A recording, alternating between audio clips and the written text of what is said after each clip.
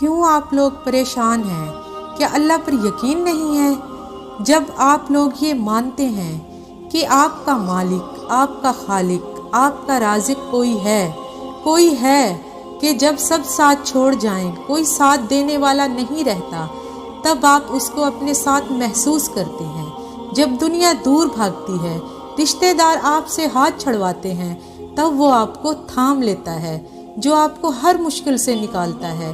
آپ کیا سمجھتے ہیں کہ آپ اسلام میں آ جائیں گے تب آپ کی مشکلات ختم ہو جائیں گی؟ اللہ تعالیٰ خود قرآن پاک میں فرما رہے ہیں، لوگ کیا سمجھتے ہیں کہ ایمان لانے پر ان کو چھوڑ دیا جائے گا، انہیں آزمایا نہ جائے گا؟